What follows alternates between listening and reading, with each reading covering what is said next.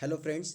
Railway group D के physics के theory और न्यूमेरिकल के बड़े प्रश्न जो रेलवे ने अपने प्रीवियस ईयर में बार बार पूछे हैं, आ चुके हैं हम उन प्रीवियस ईयर प्रश्नों के साथ। और आज भी हम देखेंगे कुछ इंपॉर्टेंट न्यूमेरिकल प्रॉब्लम्स और कुछ थ्योरी बेस्ड प्रॉब्लम जो रेलवे ने पूछा है बार बार। आप इस वीडियो के कमेंट के सेक्शन में ज़रूर बताइए कि आपको कितने मार्क्स आ रहे हैं।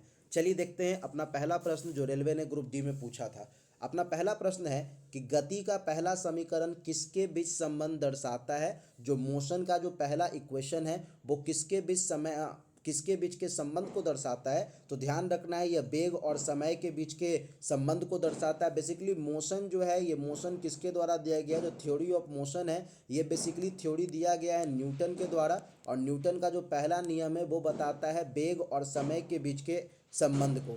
बढ़ते हैं अगले प्रश्न के ऊपर। अपना अगला प्रश्न है कि एक वस्तु जिसका द्रव्यमान 15 किलो है, मतलब मास दिया हुआ है कि 15 केजी है, और ये भी दिया हुआ है कि 4 मीटर प्रति सेकंड के एक समान वेग से, मतलब उसकी वेलोसिटी भी दे दी गई है कि इसकी वेलोसिटी है 4 मीटर पर सेकंड, जिससे वो गति कर रहा है। तो सवाल ये है वस्तु की गतिज ऊर्जा क्या होगी, काइनेटिक एनर्जी क्या होगा। तो देखो बहुत आसान सवाल है। पहले तो आपको ये पता होना चाहिए काइनेटिक एनर्जी का फॉर्मूला होता है 1/2 mv²।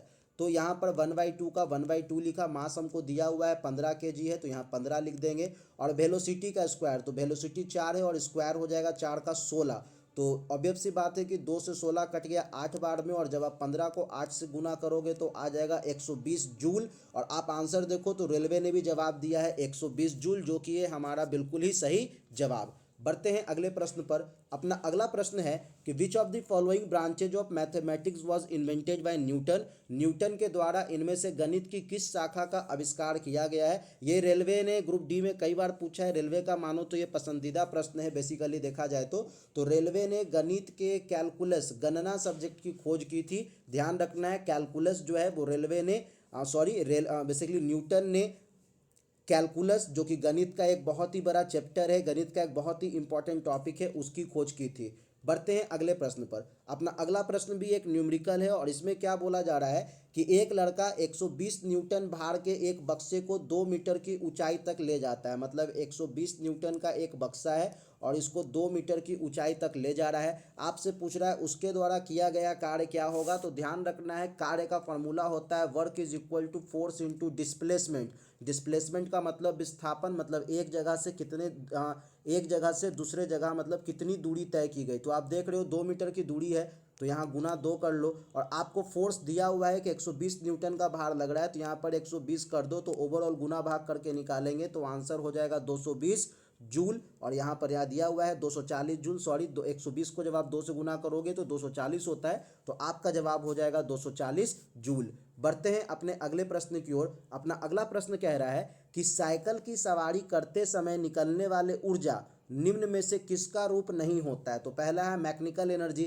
तो जब आप पैडल मार रहे होते हो तो उस समय तो मैकेनिकल एनर्जी का इस्तेमाल होता है, ये मतलब ये तो सही है। दूसरा है काइनेटिक एनर्जी। तो काइनेटिक एनर्जी का भी इस्तेमाल होता है जब आप गति में होते हो तो। और तीसरा है हीट एनर्जी, जब आप साइकिल चला रहे होते तो आपके बॉडी में गर्मी आ रही होती है, ये भी सही है। रासायनिक एनर्जी, तो उस समय कोई केमिकल एनर्जी का रिलीज नहीं होता है, तो इसका सही जवाब हो जाएगा केमिकल एनर्जी। क्योंकि यहाँ पर आप देख रहे हो सवाल पूछा है नॉट, तो अपना सही जवाब है डी रासायनिक ऊर्जा।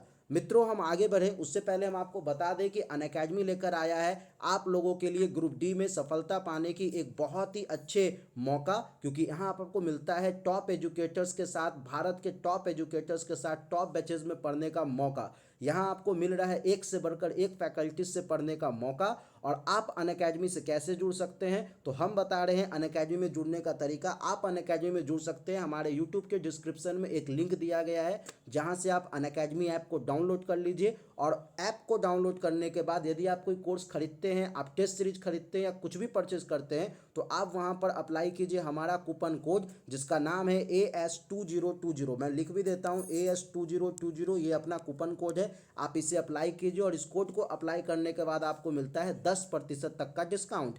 बढ़ते हैं अगले प्रश्न पर। अपना अगला प्रश्न है the pitch of sound depends on it's, ध्वनि की पिच किस पे निर्भर करती है, तो ध्यान रखना है फ्रीक्वेंसी पे निर्भर करती है। रेलवे का पूछा गया सवाल है। अगला प्रश्न क्या कह रहा है कि अंतर्राष्ट्रीय मात्रक प्रणाली के अनुसार विद्युत धारा की इकाई क्या है, तो भैया एम्पियर है। ध्यान रखना है कि विद्युत धारा की जो इसको हम लोग आई से डिनोट करते हैं, इलेक्ट्रिक करंट बोलते हैं, उसकी एसआई यूनिट क्या है, तो एम्पियर है। बढ़ते हैं अगले प्रश्न पर। अपना अगला प्रश्न जो है वो एक न्यूमेरिकल प्रॉब्लम है और बेसिकली इसमें क्या बात किया जा रहा है कि यदि कोई लड़का 4 मिनट, अच्छा टाइम दिया हुआ है कि 4 मिनट है, में 600 न्यूटन बल, मतलब फोर्स भी दे दिया है कि 600 न्यूटन का बल लगा रहा है, 20 मीटर की दूरी, अच्छा चलिए डिस्टेंस भी दे दिया है कि 20 मीटर की दूरी तय करता है। तो बताइए उसके द्वारा खपत शक्ति क्या है। तो देखो इसका फॉर्मूला आपको पता होना चाहिए कि पावर इज इक्वल टू होता है फोर्स इंटू वेलोसिटी, ठीक है। तो यहाँ पे फोर्स तो आपको दे ही दिया है 600 और वेलोसिटी इज इक्वल टू क्या होता है distance by time in second.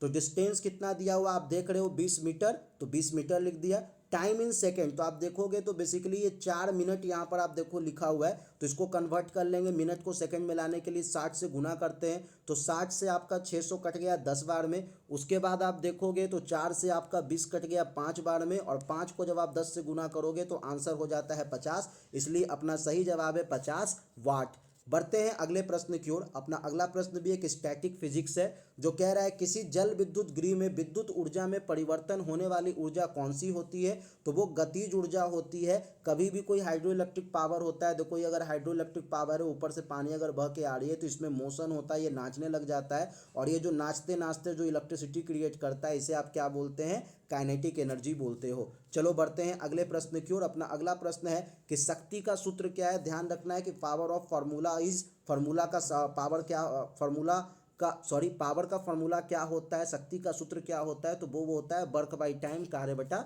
समय। बढ़ते हैं अगले प्रश्न की ओर। अपना अगला प्रश्न फिर से एक न्यूमेरिकल प्रॉब्लम है और बहुत ही सुंदर न्यूमेरिकल है कि एक वस्तु स्थिर स्थिति से आरंभ होकर 4 मीटर प्रति वर्ग सेकंड के निरंतर त्वरण से स्थानांतरित करती है, ठीक है।